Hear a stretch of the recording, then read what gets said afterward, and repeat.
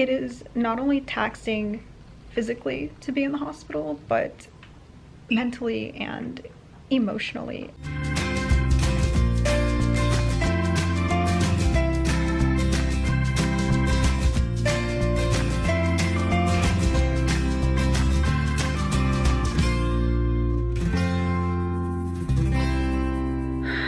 Hey y'all, it is Tuesday.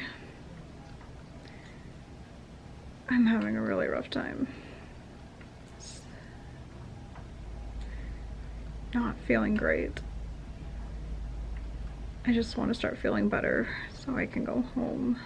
Okay, a few hours have passed and I am feeling a little more human, a little more like myself. You know, my time here in the hospital is just a series of moments. Some moments are really difficult and the pain and symptoms are so unbearable. All I can do is just lay still and pray that it passes quickly. And then there are moments like right now where I'm doing a little better and I can sit up and have a conversation with y'all. And yesterday there were too many of those difficult moments and that's why I didn't vlog, but right now I feel like I'm able to, and it is a very enjoyable and welcome distraction here, so I'm happy I can pick up the camera today. Anyways, I have some updates for y'all. So I cannot run my feeds. I have tried.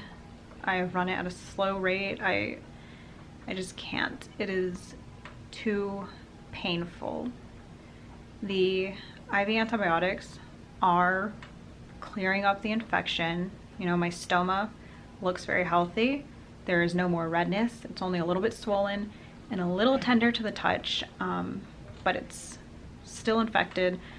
Last night it started to hurt a lot more out of nowhere, and then all this infected drainage came out of the stoma, totally saturated the dressing I had on, and it soaked through to my shirt. So it's improving, but the infection is not totally eradicated yet. The IV antibiotics are also giving me some very difficult side effects, headaches, intense body pain, and GI issues. I am extremely bloated and distended, abdominal pain, and that coupled with the infection that is still there, it's just too painful to run my nutrition. Unfortunately, I can't use a different antibiotic because from my cultures it was shown that this is the best one to treat the infection I have. So it's kind of ironic. I need this antibiotic to save my tube and stoma because at first the infection was so bad there was talk about possibly having to pull my tube, let the stoma heal and close, and then having to go through another surgery to replace it, which would have been horrible. Thankfully, that's not being discussed anymore. We were able to salvage my tube and stoma. But at the same time, while I'm on this antibiotic, I can't use my feeding tube to run nutrition because of the side effects. I was hoping to be on a liquid antibiotic by now that I could put through my J tube and continue treatment at home. But because of my medical history and the type of infection I have, my doctors believe it would be best to finish this course of antibiotics in IV form. And unfortunately, my doctors feel the only safe place for me to receive IV antibiotics is here at the hospital in an inpatient setting. Just because of my medical history, they don't feel that an outpatient infusion center or doing it with home health would be safe enough. Plus, while I'm on this antibiotic, again, I can't tolerate feeds and they're not going to send me home if I can't tolerate my feeds. This is day 5 of this antibiotic and the full course is 7 to 10 days, so I'm going to be here for a few more days and I've already gone a week without being able to run my feeds adequately. Thankfully, I am able to eat a little bit by mouth, especially since my nausea and vomiting is under more control thanks to my medical marijuana, which I was recently able to get. I got oils that I put under my tongue. One is high in THC, and due to hospital policy, I can't use that one here. The other is high in CBD, and I can use that one here, but the CBD alone does not work as well as if I were to use it with the THC. Like in combination, they work the best, but the CBD still helps. I still like vomit here and there, but I'm not having those horribly long, extended vomiting, dry heaving spells I used to get, especially at night. But even with that, and even though I'm eating as much as I can, I'm still feeling weak and run down, and I've lost a bit of weight, and my physicians want me to receive adequate nutrition so my body is fueled up enough to fight this infection and to recover well. So they will be starting me on TPN today, which is where I receive my nutrition intravenously, just to hold me over through this treatment and hospital stay until I can get back on my tube feeds. I just had a moment, a breakdown, whatever y'all want to call it, just really stressed out. So here in the hospital, I'm being seen by several doctors, my attending, my surgeon. There is a team of doctors in charge of the IV antibiotics, and they just told me that the earliest I'll be getting out of here is Monday, which is like an entire week longer in the hospital, and I just did not expect to have to be here that long. And it's because of like what my cultures are showing and my blood work with my elevated white blood cell count and how long they feel the need to run the course of the IV antibiotics. And I trust my medical team are acting in my best interest. It's just like overwhelming. And my port is being finicky with blood return still. So every few hours they have to do a peripheral stick for blood work. And my potassium levels keep dropping even though they are treating me for it. And it's just like, it is not only taxing physically to be in the hospital, but mentally and emotionally. I'm homesick. I miss my family. I miss Harlow. And I talked about how I have okay moments and really difficult moments, like health-wise, while I'm here. And I know I am not ready to go home because I'm not in a good place health-wise. It's just, I know this is where I need to be, it's just not where I want to be, and it can be overwhelming. And like, I need to be frustrated, I need to let myself feel these emotions, and that's fine because I'm human. Then I need to just keep moving forward. Oh no, the papa, look who's here. I needed my Harlow snuggles today.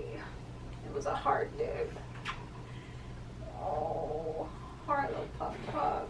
And behind the camera is my mom, and we're gonna play Trouble.